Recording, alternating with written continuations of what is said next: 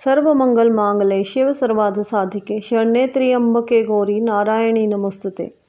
माघ मास में पड़ने वाली गुप्त नवरात्रि की आप सबको मंगल बधाई हो। शारदीय एवं चैत्र नवरात्रों से सभी लोग परिचित हैं, पर इसके अलावा दो अन्य नवरात्रों की व्याख्या भी हमारे ग्रंथों में मिलती है, जिन्हें गुप्त नवरात्रि के नाम से जाना जाता है। ये दो नवरात्रियां अत्यंत गूढ़ एवं प्रचंड मानी जाती हैं, जो हिंदू पंचांग के अनुसार माघ और आषाढ़ मास में पड़ती हैं। ये गुप्त नवरात्रे अत्यंत गुप्त एवं महाविद्याओं की साधना के लिए विशेष बताया गया है। गुप्त नवरात्रे में 10 महाविद्याओं की पूजा की जाती है और इन पूजा साधनाओं को गुप्त रखा जाता है, तभी इसका सर्वोच्च फल प्राप्त होता है। माघ मास की गुप्त नवरात्रि को बहुत महत्वपूर्ण माना जाता है। इसकी शुरुआत आज यानी 30 जनवरी 2025 से हो चुकी है। गुप्त नवरात्रि के इन 9 दिनों में 10 महाविद्याओं की गुप्त पूजा होती है। देवी भागवत पुराण अनुसार महाविद्याओं की उत्पत्ति भगवान शिव की पत्नी सती से हुई थी। गुप्त नवरात्रि में 10 महाविद्याओं की पूजा तंत्र साधना के लिए की जाती है। इस महाविद्याओं की पूजा से असंभव कार्य भी हो जाते हैं। 10 महाविद्याओं में माँ काली, तारा देवी, त्रिपुर सुंदरी, भुवनेश्वरी, माता छिन्नमस्ता, त्रिपुर भैरवी, माँ धूमावती, माता बंगलामुखी, मातंगी और कमला देवी की साधना की जाती है। गुप्त नवरात्रि के पहले दिन सुबह ब्रह्म मुहूर्त सुबह 4 बजे उठकर स्नान करने के पश्चात स्वच्छ वस्त्र धारण करें। अब एक साफ चौकी पर गंगा जल छिड़क कर उसे शुद्ध कर लें। अब इस चौकी पर साफ कपड़ा बिछाकर घट स्थापना करें। घट स्थापना करने के लिए मिट्टी, तांबे या स्टील के पात्र में जल भरकर चौकी पर रखें। अब इसके ऊपर एक नारियल को मोली और चुन्नी से लपेटकर कलश के ऊपर स्थापित करें। अब चौकी पर माँ काली की प्रतिमा या मूर्ति की स्थापना करें। अब माँ काली की तस्वीर को रोली का टिक्का लगाएं।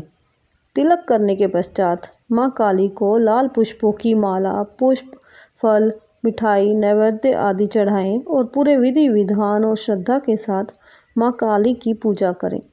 अब माँ काली के समक्ष सरसों के तेल या घी का दीपक प्रज्वलित करें और श्रद्धापूर्वक माँ काली के मंत्रों का जाप करें। देवी कवच अगला स्तोत्र का पाठ करें। सबसे अंत में श्री सूक्तम का पाठ करना चाहिए। माँ काली की कथा सुने या पढ़ें। इस दिन दुर्गा सप्तशती का पाठ करना भी बहुत उत्तम होता है। माँ काली का मंत्र ओम ऐं ह्रीं कली चामुंडाय विचे, ओम ऐं ह्रीं कली चामुंडाय विचे। अब हम गुप्त नवरात्रि के प्रथम दिवस माँ काली की कथा का स्मरण करने जा रहे हैं। प्रेम से बोलिए जय माता दी। पौराणिक कथा के अनुसार एक बार दारुक नाम के राक्षस ने ब्रह्मा जी को प्रसन्न करके उनसे वरदान प्राप्त कर देवताओं और ब्राह्मणों को प्रताड़ित करना शुरू कर दिया और स्वर्गलोक पर कब्जा कर लिया। जिसके बाद सभी देवता भगवान विष्णु और ब्रह्मा जी के पास गए। ब्रह्मा जी ने सभी देवताओं को बताया कि इस दुष्ट का संहार एक स्त्री ही कर सकती है। जिसके बाद सभी देवता भगवान शिव के पास गए और उन्होंने भगवान शिव को सभी बात बताई। जिसके बाद भगवान शिव ने माता पार्वती की ओर देखा। माता पार्वती इस पर मुस्कुराई और अपना एक अंश भगवान शिव में प्रवाहित कर दिया।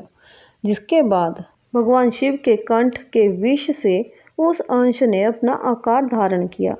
जिसके बाद भगवान शिव ने अपना तीसरा नेत्र खोल दिया।